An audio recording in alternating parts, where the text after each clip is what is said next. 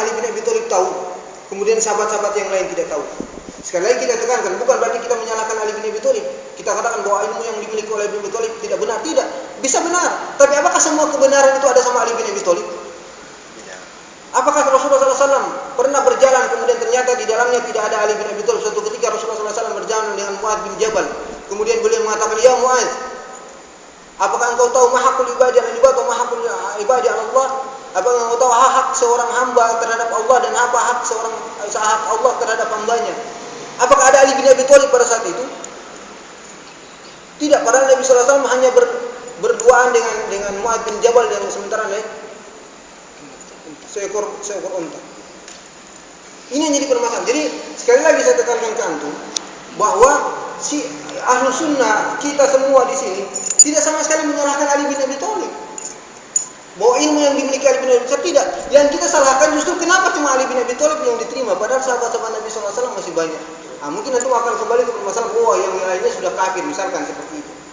Ini yang jadi permasalahan. Kalau antum kemudian mengatakan nanti, misalkan, karena memang ada juga referensi yang menunjukkan seperti itu, orang Syiah mengatakan, tapi kita tidak utarakan di sini karena itu yang berdasarkan yang antum katakan. Itu yang saya tekankan. Apa tadi terakhir masih ini? Saya lupa nanti soal sama. Kita sama-sama. Ya, baik, Pak Rasid. Ada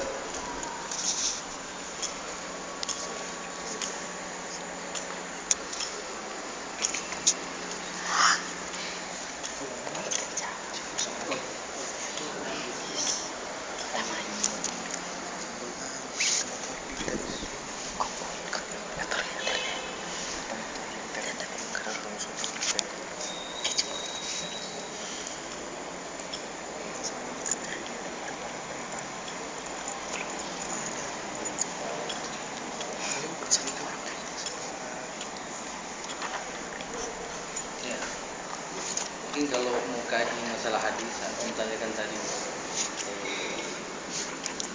hadis terpulain antara sunnah kitabullah dan sunnah mungkin lebih banyak diriwayatkan ya. Antum mungkin pernah belajar ya. Kalau anak pernah kalau cuma gini, menurut anak ini mungkin lebih ya, mungkin antum lebih berkompeten untuk membahas itu karena bahasa di situ harus menguasai 15 bidang ilmu dan lain-lain.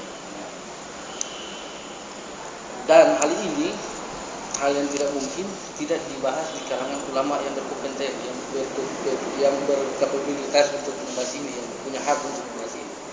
Nah, kita hanya sebagai konsumen. Tapi kalau antum mungkin beda ranah dengan anak kan. Tapi menurut anak gini, dalam hadis itu kayak antum bilang tadi kan ada yang hadis satu membantah hadis yang lain, hadis ada saling menasak gitu. Tidak, begini. Saya tidak sama sekali menyinggung bahwa ada yang mendengar saya mengatakan bahwa itu dinasah, dihapus maksudnya itu artinya sama sekali tidak sama sekali. Saya tidak jelaskan. Yang saya jelaskan adalah bahwa ini antum perlu tekankan. Begini, supaya antum kita lebih biarkan dulu. Iya, supaya ini kan karena jelas salah ini. Nanti sebentar insyaallah. Pada. Ya, saya. Pada, iya.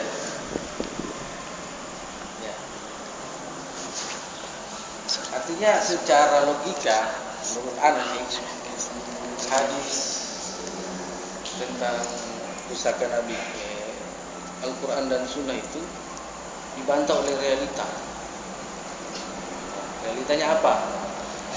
Ya mungkin ada beberapa riwayat yang populer gitu yang tidak perlu dapat di bangku santri, yaitu tentang riwayat Abu Bakar dan Umar membakar hadis. Kemudian ada riwayat yang dilarang untuk membukukan ucapan Rasul, bahkan semua tentang Rasul, karena ditakutkan agak orang-orang akan lebih cenderung ke hadis dibanding kitabullah.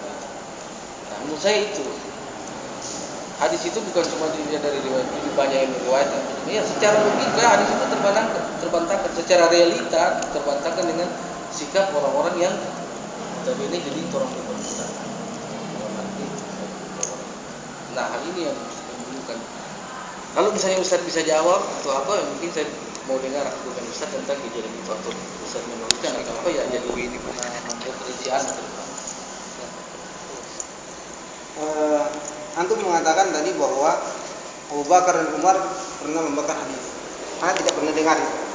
Jadi kalaupun antum bisa ini, maka tolong setiap ada yang bisa disampaikan, ada ininya. Kalaupun tadi kita, karena di kalangan Ahlus Sunnah wal Jamaah alam, dan saya pernah pelajari, sama sekali tidak ada kisah yang menyatakan bahwa Abu Bakar dan Umar kemudian membakar hadis. Kalaupun yang antum sampaikan tadi bahwa Nabi sallallahu alaihi wasallam pernah melarang orang menulis hadis, memang ada riwayatnya. Itu ini yang saya tidak berkata bahwa apa yang semua yang saya katakan saya tahu, tidak. Makanya begitu mestinya orang. Ya. Ketika dia tidak tahu, kita katakan tidak tahu. Jadi kalau antum mengatakan bahwa ada hadis yang mengatakan bahwa Abu Bakar dan Umar, atau riwayat mengatakan bahwa Abu Bakar dan Umar membakar hadis, tidak. Kemudian yang berikutnya, sebenarnya taruhlah bahwa Abu Bakar dan Umar pernah membakar hadis. Mestinya dengan pendapat antum tadi, mestinya antum lebih mendukung Abu Bakar dan Umar. Kenapa? Karena antum berpegangan tadi bahwa yang dimaksudkan dengan Alkitab, yang jadi dua pegangan itu bukan Alkitab dengan As-Sunnah, tapi justru Alkitab dengan Al-Itrah. Berarti Abu Bakar dan Umar benar dong. Dia membakar. Dia membakar hadis. Kan begitu. Itu yang pertama. Yang artinya ini logika yang mestinya anak paham supaya antum bisa paham. Bukan kemudian saya katakan bahwa riwayat itu benar atau Abu Bakar, tidak. Ini kaitannya kan dengan antum yang kemudian ternyata dalam ini saya tidak tahu apakah antum mengkafirkan Abu Bakar dan Umar atau tidak. Atau saya mau tanya langsung, antum mengkafirkan Abu Bakar dan Umar atau tidak? Ya, kalau dalam persoalan itu Abu Bakar bagi saya dia tetap Islam. Ini mungkin antum akan bilang ini takiyah, tidak. Karena bagi saya soal persoalan kafir ini dari awal sampai hari ini, alhamdulillah saya sudah dapat berbagai referensi bahwa yang diingkari kafir ini kan kalau dalam epistemologi bahasa artinya mengingkari. Alih bahasa dari bahasa Arab ke bahasa Indonesia dan mengingkari. Nah, memang di beberapa riwayat Syiah itu yang menjadi mungkin ada di dalam situ juga bahwa semua sahabat itu kafir. Yang beriman itu cuma 4. Abu Dzar Al-Ghifari sama Al-Farizi, bahwa ada 2 saya lupa. Nah, karena hanya mereka yang berbayat ke Imam Ali. Nah, tapi sebenarnya pada hakikatnya persoalan ini, maaf agak melenceng. Saya angkat ini supaya lebih mendukung argumentasi saya.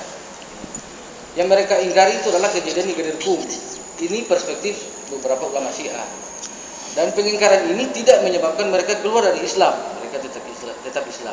Nah, jika kita masuk lebih dalam lagi ke dalam pembahasan secara hakikat antara ulama dan imam dan khalifah, maka secara otomatis Syiah itu harusnya mengakui kekhalifahan Abu Bakar dan Umar, karena itu adalah khalifah politik. Kenapa saya bilang khalifah politik? Kalau memang Imam Ali ngotot dengan kekhalifahan itu, maka Imam Ali akan mulia, tetapi kenyataannya tidak.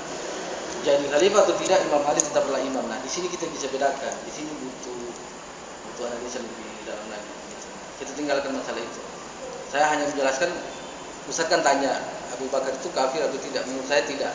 Mereka tetap Islam. Yang mereka ingkari mungkin itu berdasarkan berbagai perspektif ulama di dalam kitab-kitab Syiah. Yang mereka ingkari adalah peristiwa Ghadir Qum.